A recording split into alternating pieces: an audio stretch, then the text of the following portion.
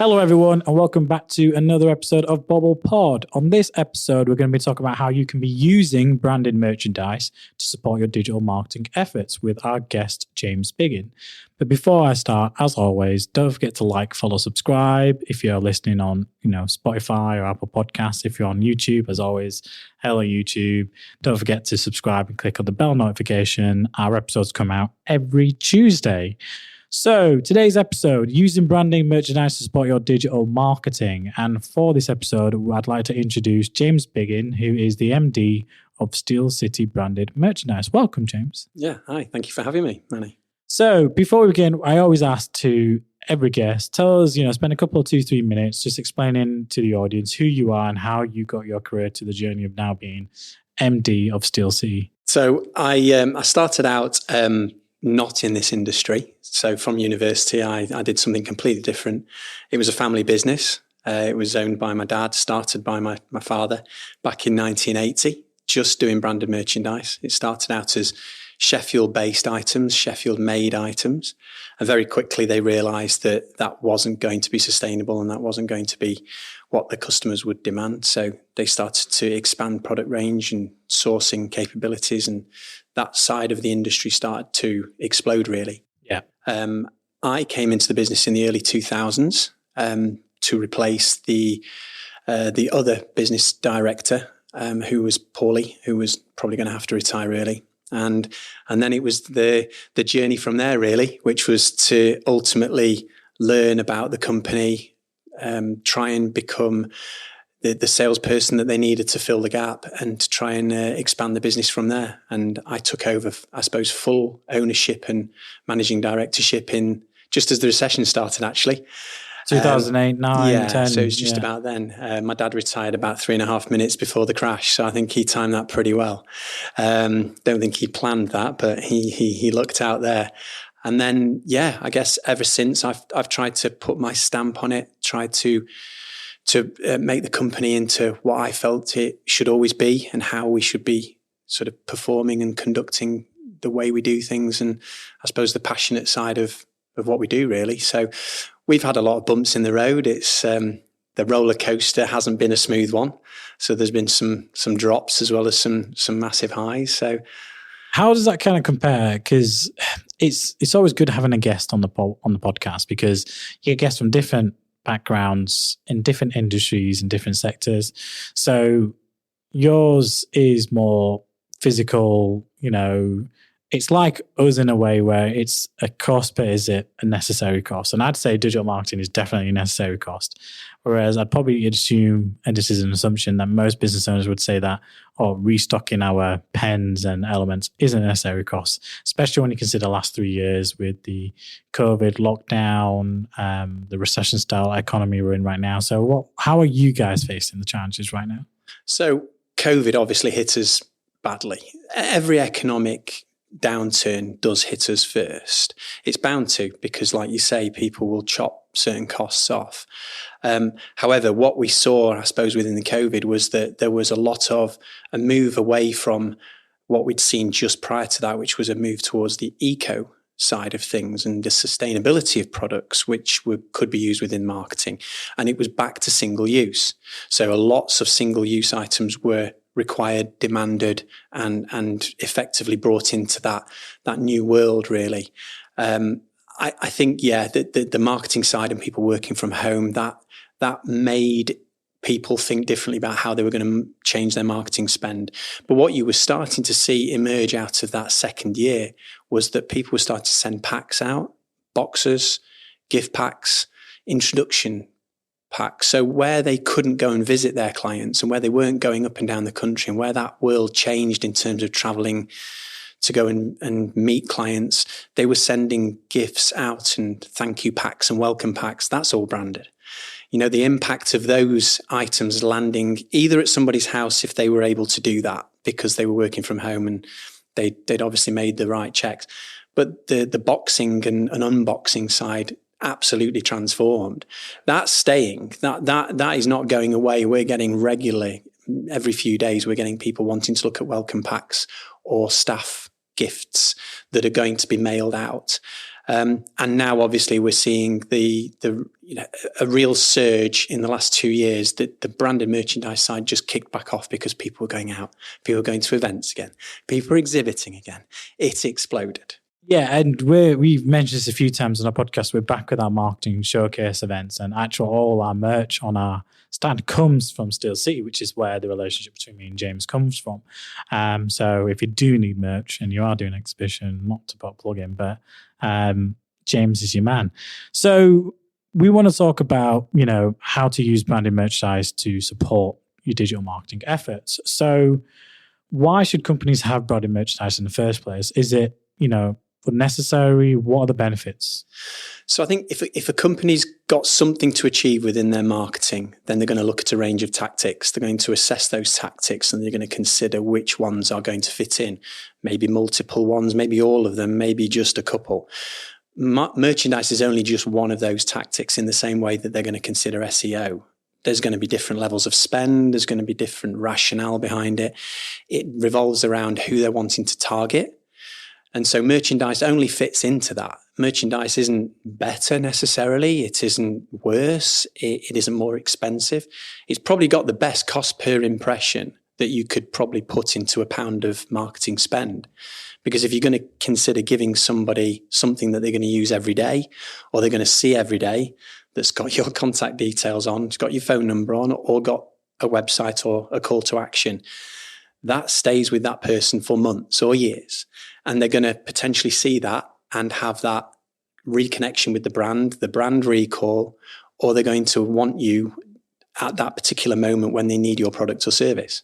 So give us an example of a client you have or a brand that you've seen out there that does merchandise well.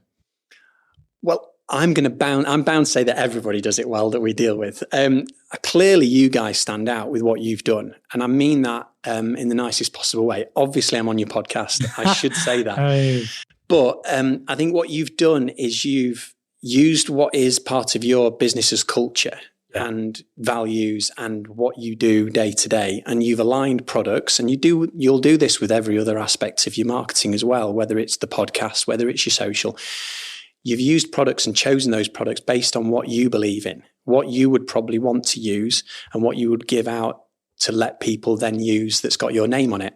Yeah, so just give an example. Like if you turn up to one of our showcase events, where it's all around the UK, we have stuff like wireless phone chargers that you can plug in and use on your desktop. We have multiple chargers, cables with a USB plug-in for iPhone, USB. We have phone holders, branded. We have cloths for screens and glasses, basically for people working.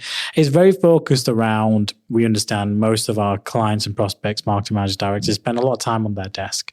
And it's nice to go and pick up something that you can keep on your desk. Again, there's a method to the madness because our logos on it all, our contact details are on it all. So if a marketing manager comes to the showcase, has a great conversation with us, takes some merchandise, starts using it, then they're on a call and they have a conversation about digital marketing. Again, we're talking about a lot of hypotheticals here. The idea is that, the brand is there front of mind, front of you constantly. And you've got to assume that they do use it and they do have it. But that's where, and we'll get into this shortly, is how to integrate that with digital marketing, with the QR code to request an audit and stuff like that, website address and phone numbers and stuff like that, where you can start tracking elements from it. So brings me on to the next question is, how does digital marketing integrate with branded merch? What is like best practice or any key tips you would give to listeners? Is there a strategy behind it, for example? I think what you were saying earlier on, it's about sometimes joining up the dots. So you're exactly right that you're giving people things that you want them to use. You are aligning it to technology. Your clients are technology based, or you'd hope that they have a love of or a need to bring technology into their working day. In terms of the best practice and what you can do, I think probably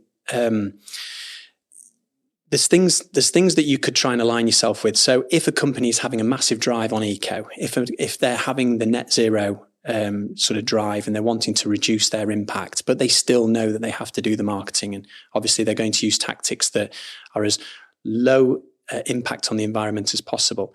If they were to choose products that have that eco angle or that have been considered and thought out and checked with a company like ourselves about the credentials, that's a social media post right there. So just that on its own can provide enough of a piece that the company can then say, we've put that out there. We've put it out there so that people can't then question us.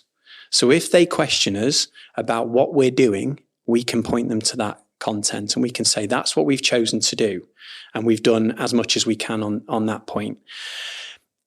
I think what it has to be is it has to fit, everything has to fit in with the aims of the business as well. And so if they're going to want to boost social media activity and they want to boost engagement on social media, then branded merchandise is perfect for that, just in the same way that a voucher would be, or a token or a credit or whatever. But actually, if that is the challenge, and if that is the target of boosting engagement or gaining more followers, it wouldn't be necessarily for everybody, probably not for us. We don't just want followers, but some brands do. Then merchandise can do that. The engagement can follow through with that to what we probably would want to achieve, which is if we're going to give things to people to take away with them and use, we can ask them to post on social. We can ask them to take a photo at that event with that item, or we can ask if they feel it's of value, could they share their story about how they find it useful within their day-to-day. You're getting a promotion of your business, but you're getting the product being promoted at the same time. So the feel-good factor is massive within using branded merchandise within digital. You mentioned QR codes. I was going to bring that up because the QR codes obviously re-exploded in COVID again. We're all used to them in everyday shape or form, to see them, to bring up a menu at a restaurant or a bar, or logging in and finding the details that we need to find. But equally, the test and measure approach could be quite valuable by placing those QR codes onto the items that you give out. If they hit a certain landing page that no one else can find, if it's about driving traffic to one of your social media platforms or all of your social media platforms, then the merchandise can be specifically used to gain absolute metrics on how valuable it is. And even if it's 5, 10, 15%, there's no real other way of gauging things from many of those other tactics apart from doing that. Yeah, there's a lot of ways you can integrate it and measure it as well. And in the sense that, like you just said, if you're a B2B, customer and you're listening to this, you're a B2B business owner and you're sending stuff out through direct mail to engage with people, then you want that QR code, you want that website URL, because then you can track how many people complete a form on a hidden page, well, non-public page, so it's visible, but it's not public. And you can see how many, quotes come through that day. So as simple as like a leaflet when we have at the showcase events has the QR code on the back for them to request a free digital strategy audit. And we track that separately to see how many leaflets we've given out, how many actual strategy forms are completed, even though we request that information whilst they're there at the time. And even with everything else, the QR code, the elements is to reinforce the brand further down the line. And it can be tracked. So I agree with the one on the social media element, because you could do competitions and elements like that, or you could send out, so let's say branded merch isn't just for the listeners. It isn't just for like B2B or something like that. You can do it as an e-commerce client. You could send out branded merch to your top customers, existing customers. And remember, what I talk about is don't neglect your existing valuable customers, especially in a difficult economic time. Send something out to them to say thank you for continuously repeating or rebuying from our website or from us. Send them out a t-shirt or something, and don't forget to tag us and hashtag us. Tell us why you're our number one customer on social media, and you will enter a competition and you'll get £500 worth of free spend on the website. That's just a standard simple, but that's taking your branded merch strategy to your existing customers, potential new customers, and getting them to then see the engagement. Well, how did that do? How many of them then went on and rebought, from the website? How many of them then actually went on and tagged the brand? How many social mentions did we get? As a result of that, their friends are going to see that they got merch from that client or brand and they're like, oh, I want one, and they might go on the website and visit it, what they're doing, and they might end up on buying.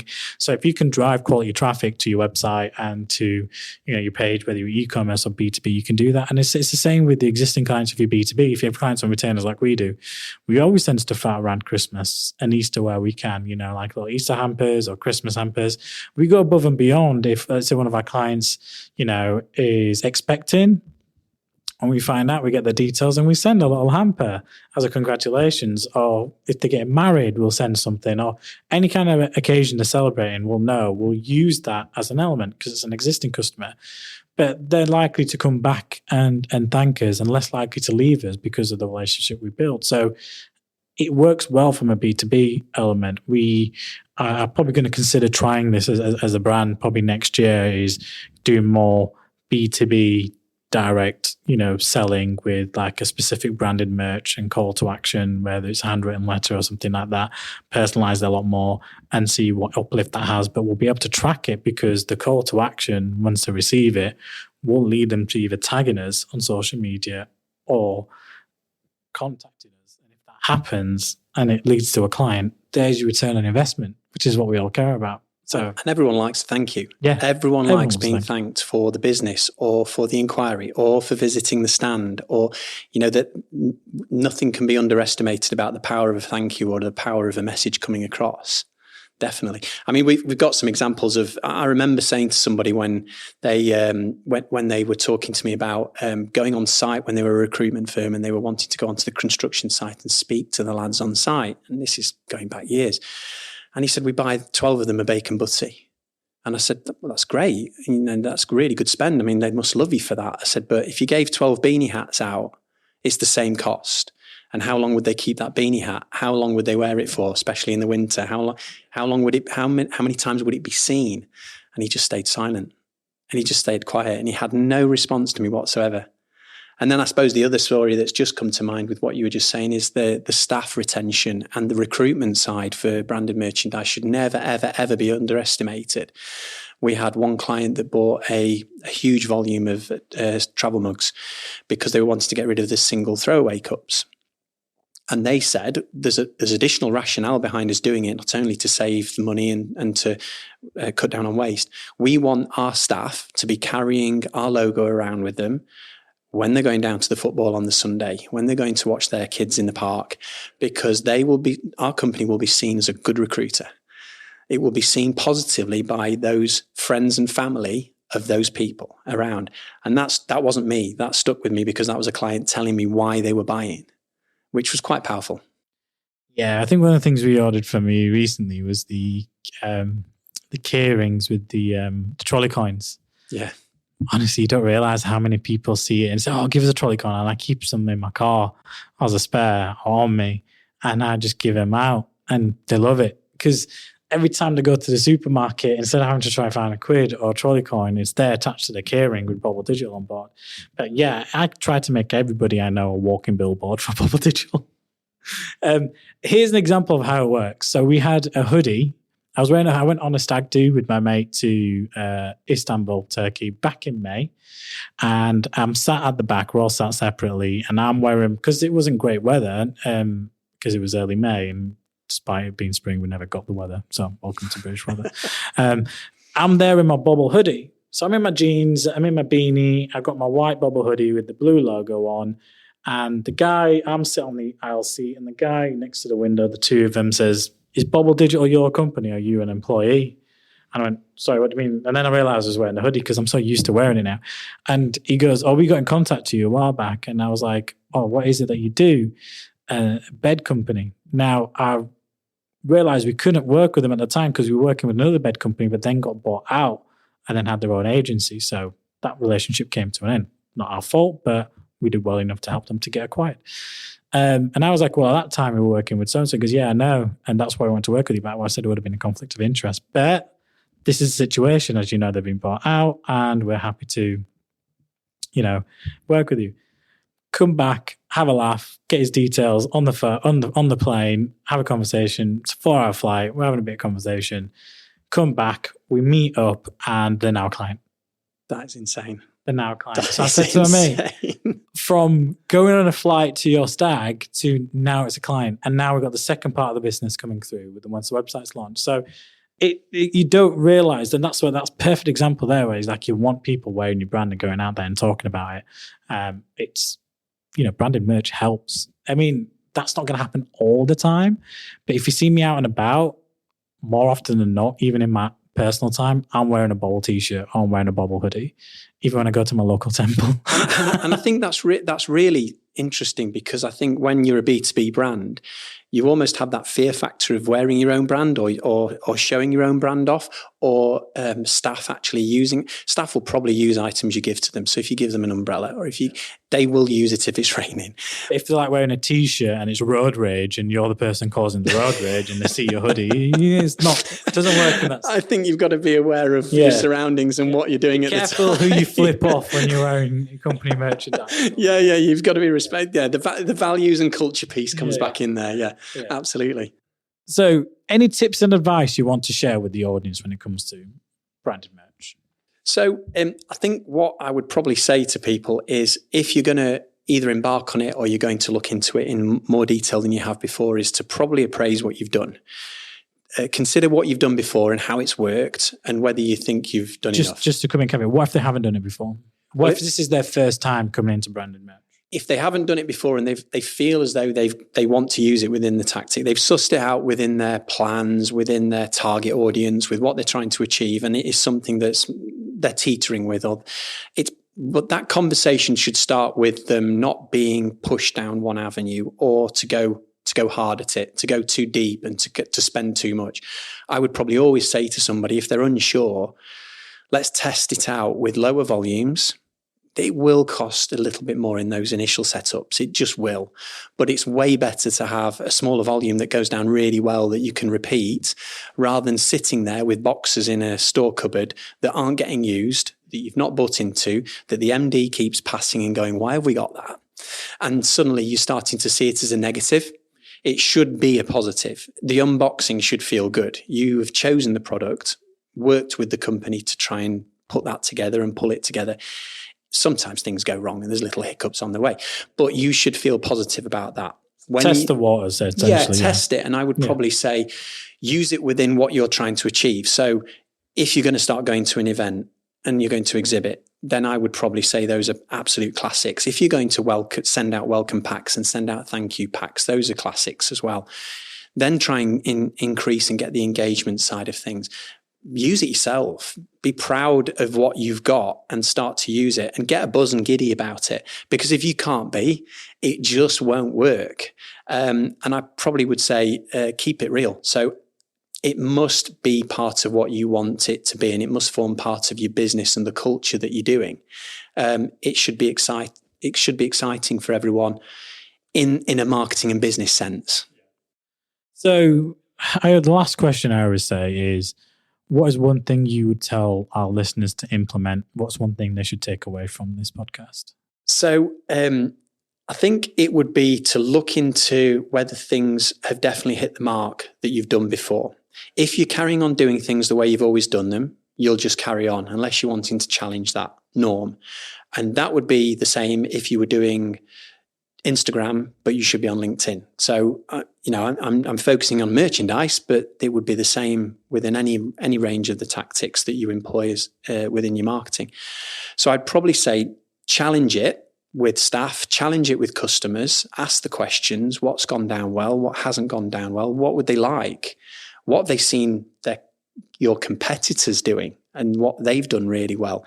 In the same way that you can look at people's social media and decide what they're doing well on that shouldn't be different with any other tactic, and merchandise should be the same. So I'd probably challenge that and see whether it needs to change. If it doesn't and you're really happy and everything's going down well, then rinse and repeat. Then if it isn't going down and you're not finding you're getting the results you want, then have a little discussion about how internally you can feel as though that can be boosted. Yeah, I'd say the same thing. I'd say that if you want to track it, measure it, make sure it's not just a logo on something. There's a QR code there. There's a link to a website. Maximize what you're doing with the information you have, because that's the only way of knowing how to measure it's working or not. And we don't order a lot. We could to save costs, but again, this is the first year where we've done 12 showcase events. Last year we only did 4 or 5. So we'll learn to see what products went out well, which products haven't, which are slow giveaways, which are better giveaways, what feedback do people get. To be honest with you, our best giveaway, and sorry, James, is our cupcakes that we bring with us. I can't deny that will be the case. That is a good hook it really to a is. stand. They're and a big huge. shout out to Jody from Jody Bakes for that one. So, but do something that's memorable, do something that, you can measure and there's a strategy to it and you can measure it afterwards. No point just ordering a load of stock and leaving the box in a room, because then you're going to have a negative view on it. Make sure that if you bring it in, there's a purpose of bringing it in. Don't bring in a lot, bring in a few, send it out, make sure you follow up on it, and then you'll know what's working, which is what has been. So that brings us to the end of this episode. I want to thank you, James, for joining us. Wow, thank you for inviting me and thank you for the chat. No, it's been absolutely incredible, very, very insightful. And I want to, before I go, remind everyone, don't forget to like, follow, and subscribe. And if you're on YouTube, don't forget to click on the subscribe and the bell notification button. Don't forget to reach out to us using the @BobbleDigital username and using hashtags, #MrBobble, #AskBobble, #BobblePod. And we'll see you on our next episode. Thank you very much. Thank you.